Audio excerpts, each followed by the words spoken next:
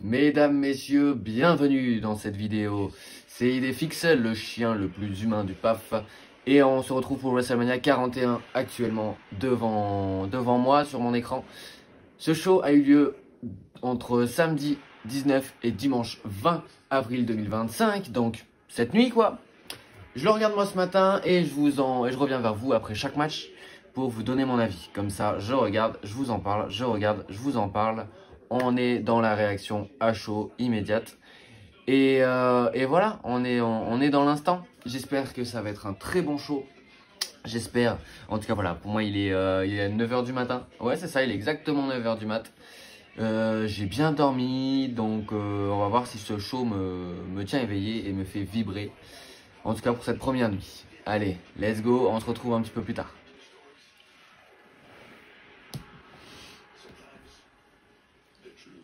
Bon bah day one-ish, Yeet, ça y est quoi, on a un nouveau champion. Champion du monde poids lourd, Jey Uso, qui bat Gunther sur une soumission. On a deux surprises, victoire de Jey sur une soumission. Gunther a abandonné. Je trouve pas ça très logique vu la construction du personnage de Gunther. Même si on devait avoir un Uso qui devait être violent. Alors on n'a pas eu ce Jey Uso violent par contre, ça c'est absolument rien à raconter. Et d'ailleurs, j'ai trouvé qu'il n'y avait pas d'impact. Dans les coups, il y avait très peu d'impact. Même si voilà, Jey Uso a un peu le torse rouge là en sortant. Parce que il y a eu des petites phases d'adémie sympa. Majoritairement, les coups n'étaient pas impactants. Et je dirais que le match a duré une vingtaine de minutes. Je regarderai pour les prochains, ce sera intéressant de savoir. Je dirais que sur les 20 minutes, on a 10 minutes mauvaises, inintéressantes. Et 10 minutes pas intéressantes. Donc on a de l'inintéressant et du pas intéressant. Donc c'était pas intéressant. Ne regardez pas ce match, il sert à rien. Il était pas spécialement. J'étais pas impliqué là-dedans. Arrête de crier toi. C'est qui elle là? Bon, il y a Jimmy là qui vient après le match, c'est cool. Ça fait plaisir. Il est là, il va bien, tout va bien. C'était pas intéressant. Ne faites pas des matchs de 20 minutes si c'est pour faire ça. Vraiment, faites-nous des matchs de 10 minutes. Ça aurait dû se terminer au coup de ceinture de Gunther. Ça aurait été nickel. Moi, ça m'allait. Il n'y avait pas trop. Au moins, on s'était pas encore ennuyé. Même si ça commençait quand même. C'était expéditif. Ça aurait été très bien. Mais bon, voilà. C'était le premier match OSEF du show. Allez, allons au suivant. New Day contre les War Raiders. Ouais, j'ai sorti le plaid parce que bon, voilà, on est à la maison, on est bien, on est tranquille. Et j'ai quand même 4 heures de show à regarder là. Donc, New Day contre les War Raiders, ben, c'était pas mal. C'était pas mal. Par contre, le public, il est mort, le public. C'est le pire public qu'on puisse avoir. Bon, après, on est dans une arène ouverte, ce qui est vraiment mauvais au niveau du son. Au niveau de la voix du public. Mais voilà, vous faites WrestleMania en France, il y aura une ambiance, il y aura du bruit pour ce match-là.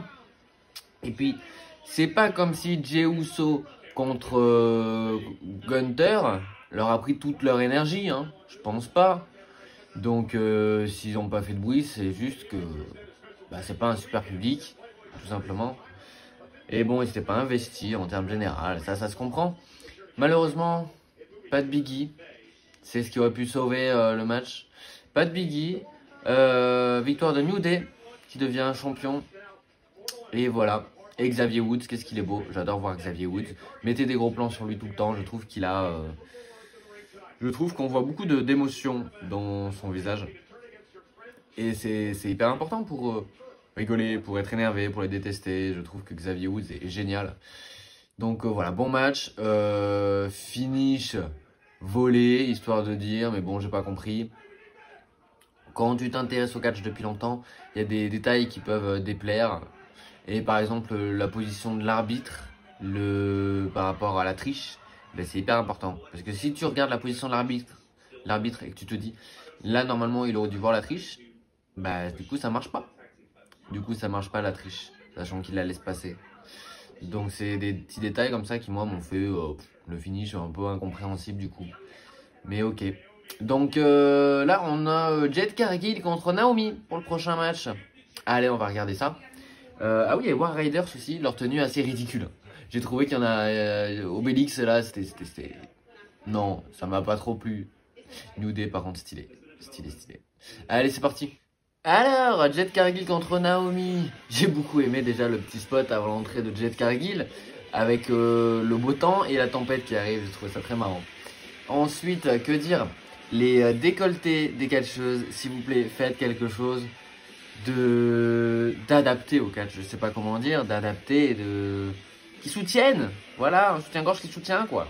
Parce que j'aime pas du tout ces matchs où toutes les 30 secondes, elles doivent remonter leur décolleté pour que ça tienne.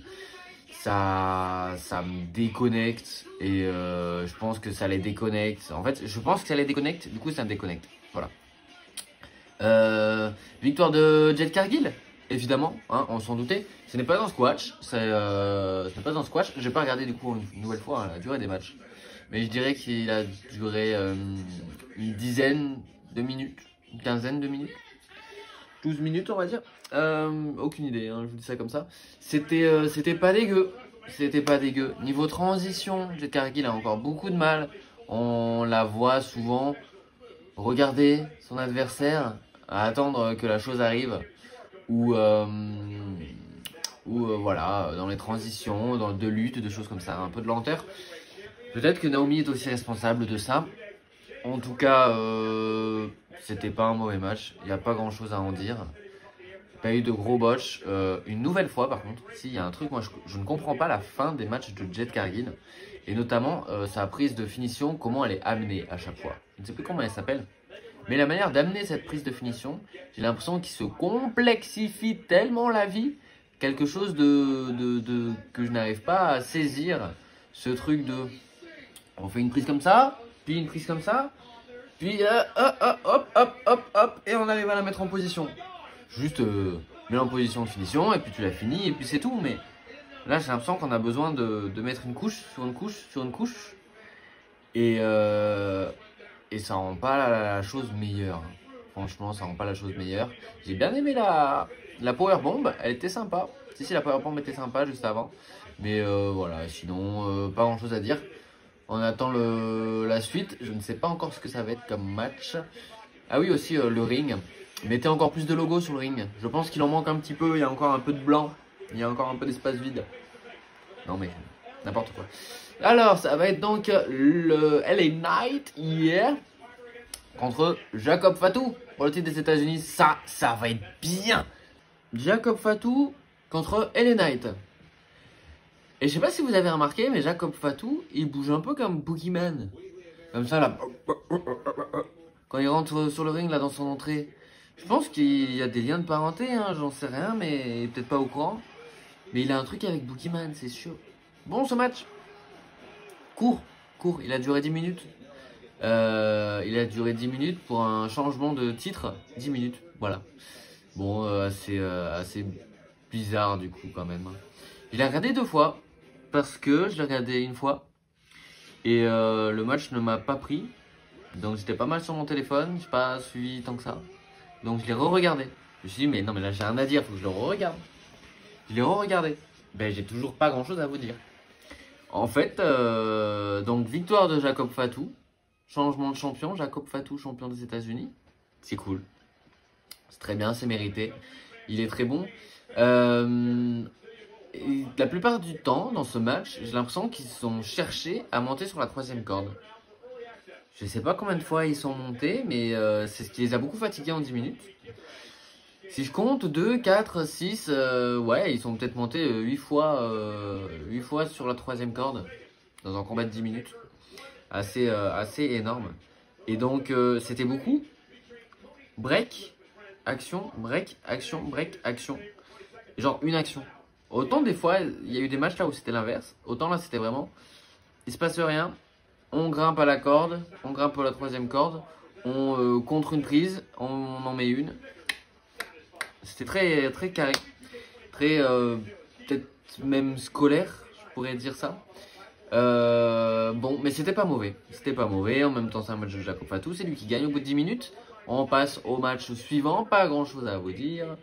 Et je me dis quand même, avec tout ce que j'ai vu jusqu'à maintenant, qu'une nuit de WrestleMania, c'est suffisant. Pour voir ce que je suis en train de voir, une nuit me suffisait clairement. Et je vois que c'est El Grande Americano contre Rey Fénix.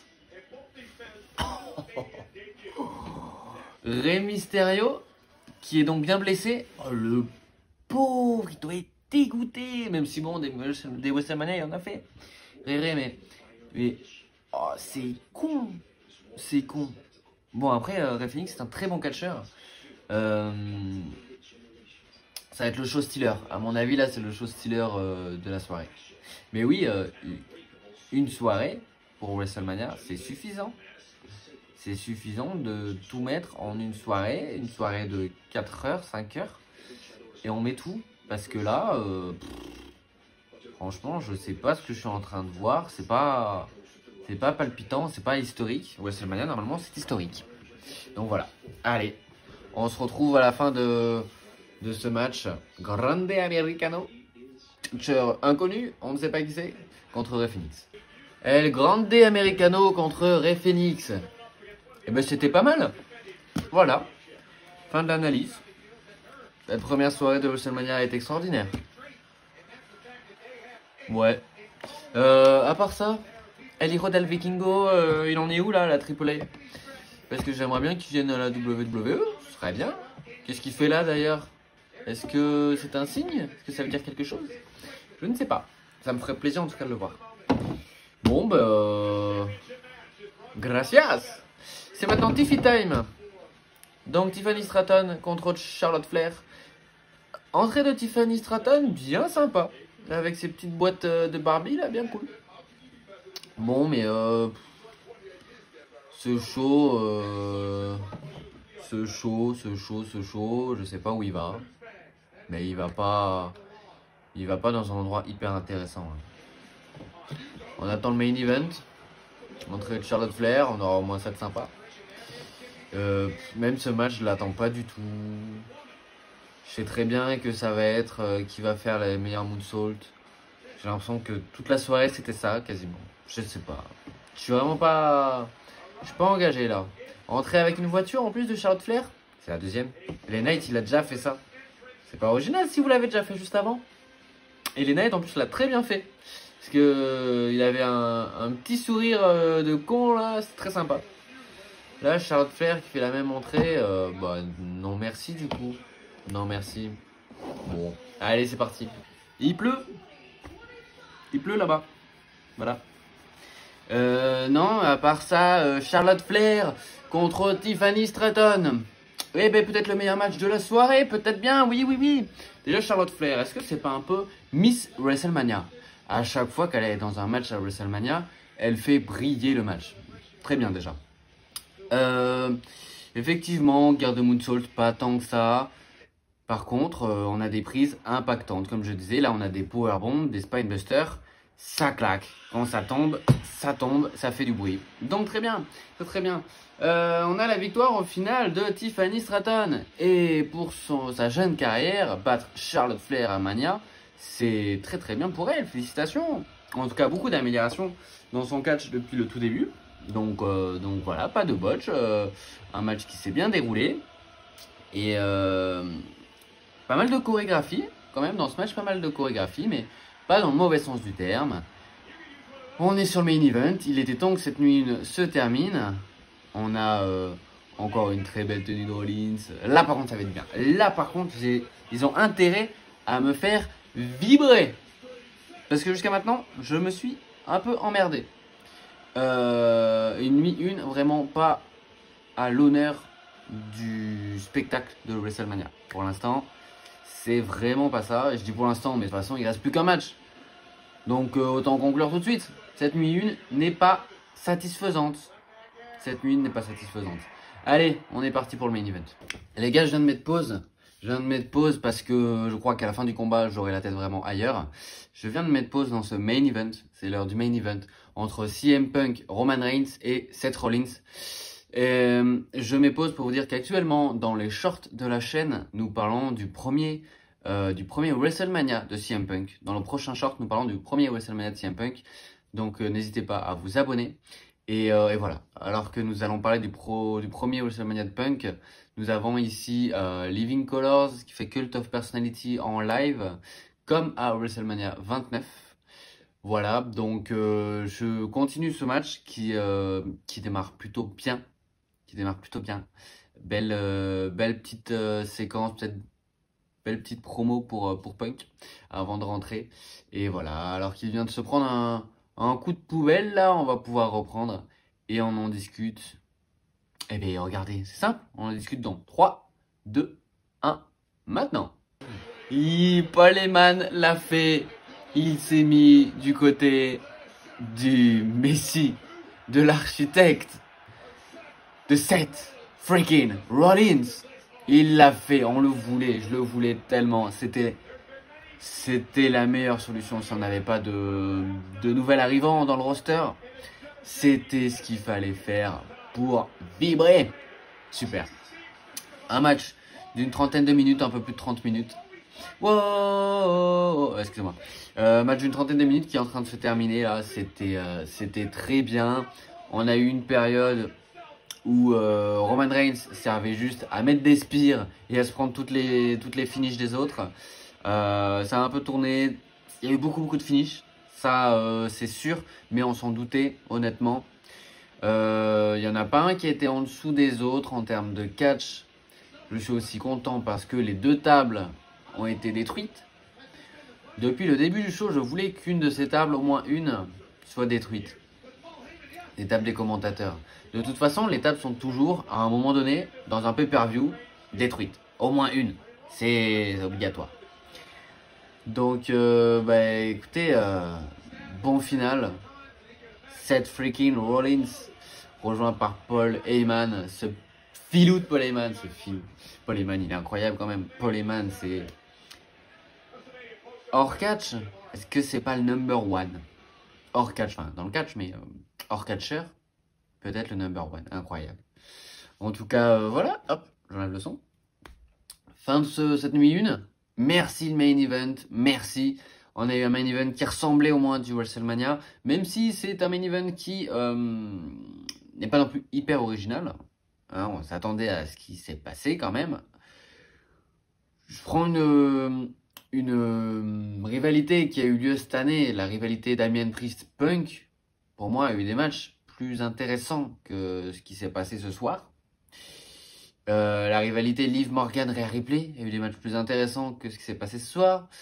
Voilà, 2 exemples comme ça, mais sinon, c'était correct. C'était correct.